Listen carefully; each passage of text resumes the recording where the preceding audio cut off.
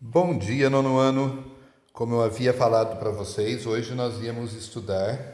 Hoje nós íamos, não. Nós vamos estudar as instituições da União Europeia e as políticas comuns da União Europeia.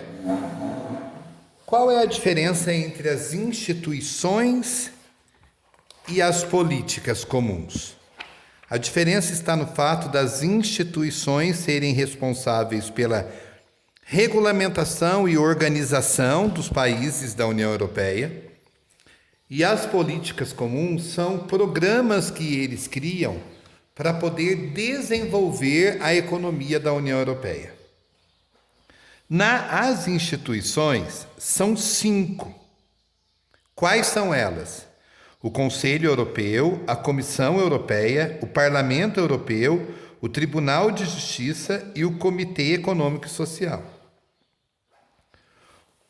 O Conselho, olha o que ele coloca aí, ele encarrega de definir as políticas gerais da União Europeia, tá? Todos os chefes de Estado, quem que é o chefe de Estado? O presidente, o rei, o primeiro-ministro, todos eles fazem parte desse Conselho Europeu. Tá? E esse conselho, ele possui uma comissão que organiza, né, o conselho, e nessa comissão ela tem um presidente, e esse presidente é escolhido, é eleito numa votação, e ele fica no mandato de 2 anos e meio. E pode ser renovado mais uma vez. Então, quer dizer que esse presidente pode ficar por 5 anos como responsável pelo Conselho. A Comissão Europeia, que olha para você ver, ele já fala que esse Conselho, ele está diretamente ligado a essa Comissão Europeia. Qual que é a função dessa comissão? É colocar em prática essas políticas comuns, tá? Que são criadas pelo Conselho. Onde que fica a sede da Comissão Europeia? Em Bruxelas, tá? Na Bélgica. A sede da União Europeia fica lá também. E depois olha como que ela é formada. É formada por 28 comissários, um para cada país da União Europeia, sendo nomeado um candidato a presidente. Este, por sua vez, deverá ser aprovado pela maioria do Parlamento Europeu. Tá?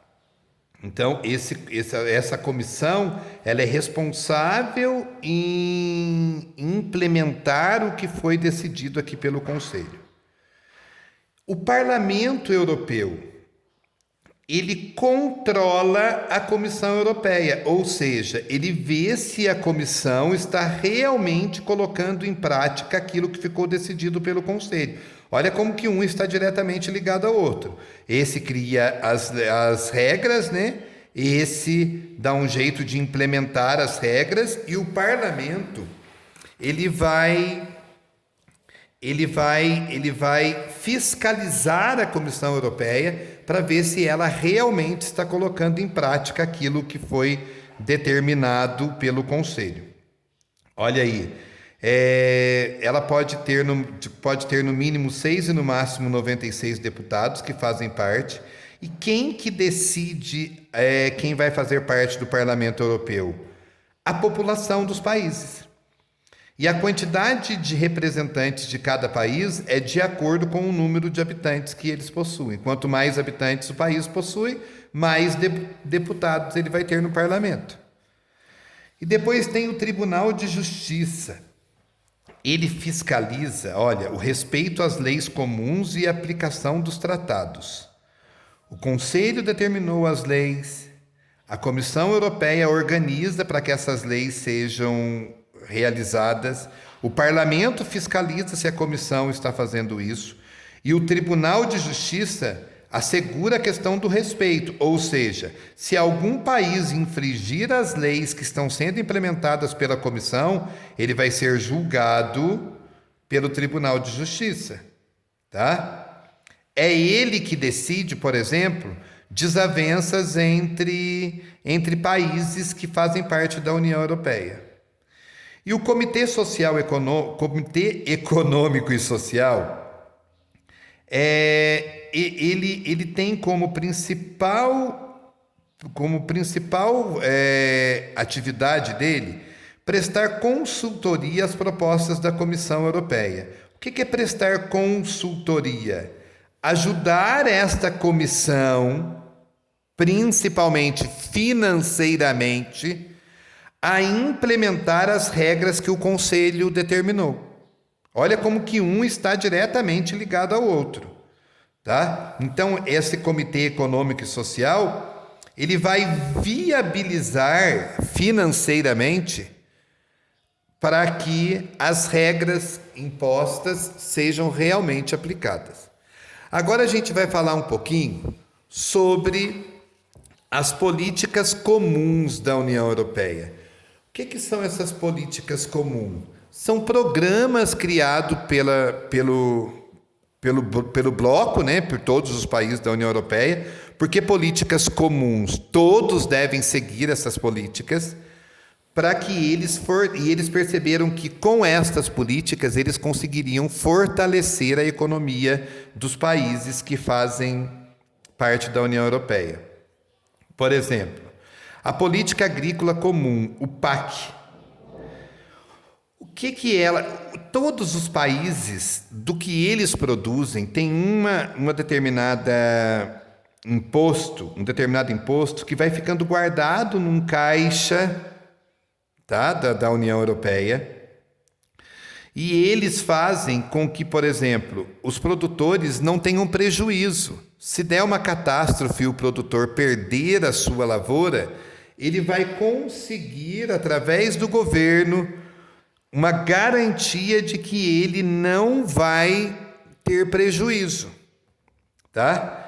E toda a produção que tem essa política agrícola comum, o foco deles, em primeiro lugar, é o abastecimento da Europa, do continente europeu. O que sobra, o excedente, é destinado à exportação. Mas quem negocia essa exportação? O próprio país, dentro das leis da União Europeia. A política pesqueira são acordos que têm relacionado à exploração do mar entre todos os países. Por exemplo, um país não pode invadir o território do outro para realizar a pesca.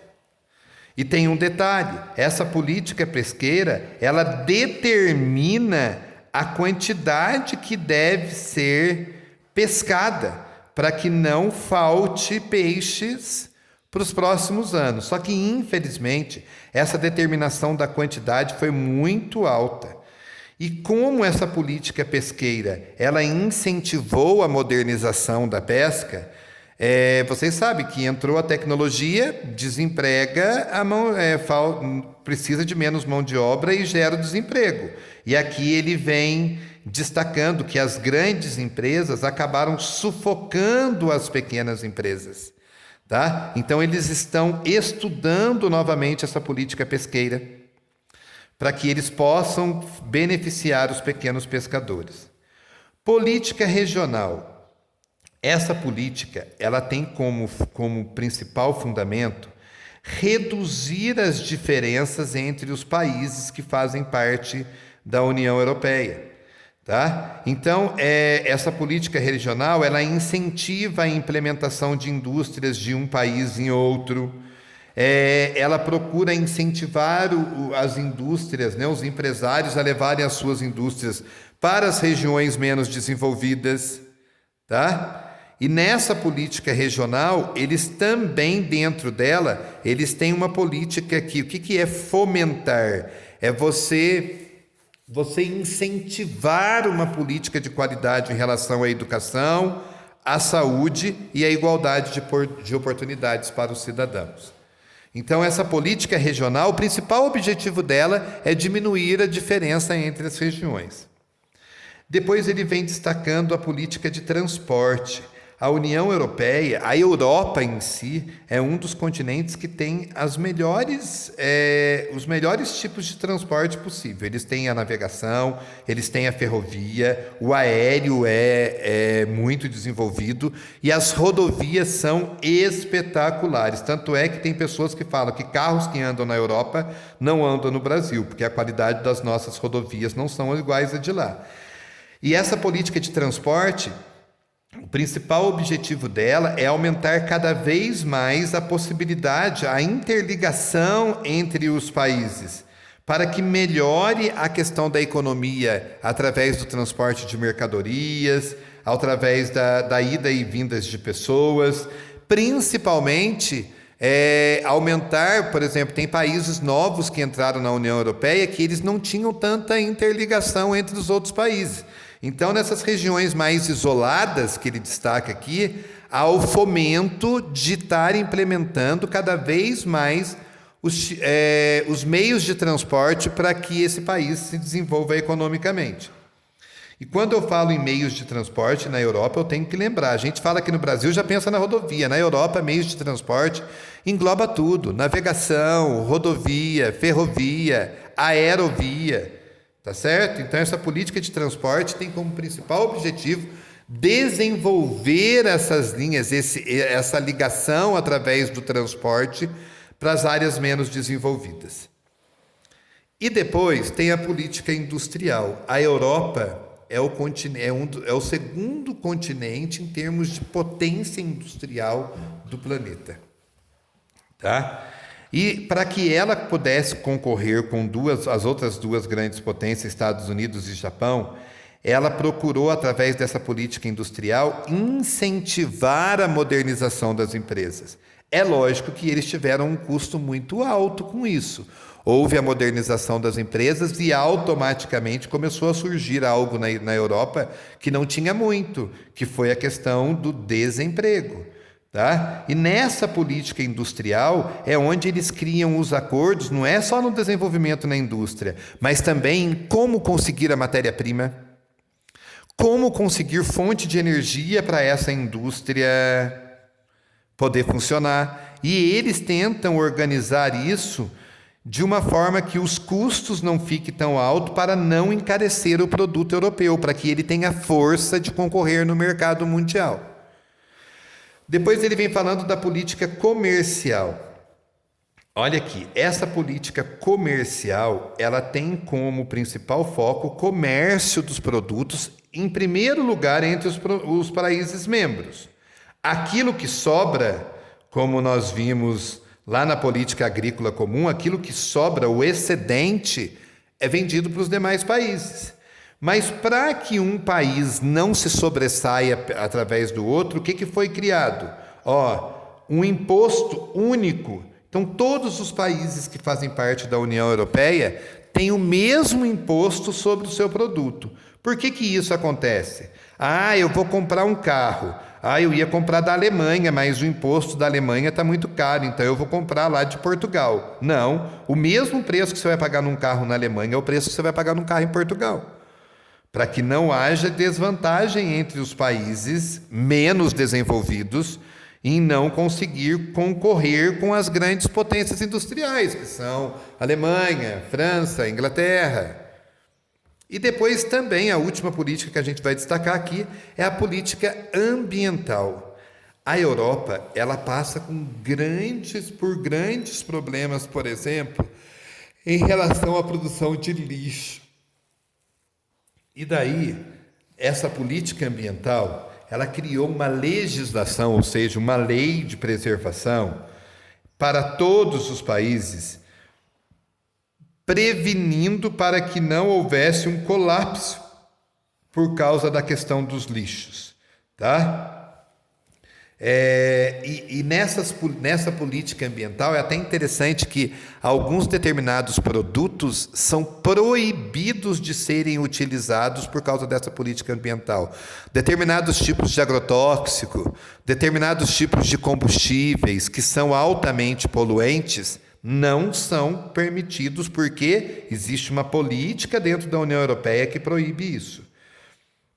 E depois aqui tem até uma foto mostrando, né, que todos os países, através dessa política, tiveram que desenvolver programas de reciclagem para que o impacto do lixo fosse menor no meio ambiente. E depois aqui também ele destaca algumas coisas que são proibidas, como a gasolina com chumbo. Ela não pode ser utilizada. A reciclagem de resíduos sólidos urbanos, ela é obrigatória, ela não é proibida, ela é obrigatória. A fabricação e o uso de CFC. O que é isso? Aquilo que são utilizados nos aerosóis, não pode ser produzido na Europa. E também é obrigatório o incentivo dos países à utilização de energias limpas, ou seja, os países financiam, o governo financia, você quer colocar uma energia solar na sua casa, o governo financia para que você consiga fazer isso e pague o governo de forma parcelada e que não pese no seu orçamento. O que não acontece aqui para a gente, né, gente? Se você quer melhorar e diminuir os impactos do meio ambiente, você tem que arcar com o dinheiro do bolso sem ajuda nenhuma do governo, porque o governo não vê por esse lado, né? Então é isso, pessoal. Esse é o último conteúdo que a gente vê antes da prova. Então nós vimos as instituições, as 5 instituições que formam a União Europeia, e vimos as 7 principais políticas que a União Europeia adotou para o desenvolvimento econômico, social e ambiental do continente, dos países membros, né? Dos 28 países membros da União Europeia. Ok? Então vamos lá, deixa eu encerrar esse vídeo e eu vou enviar alguns vídeos complementares para vocês.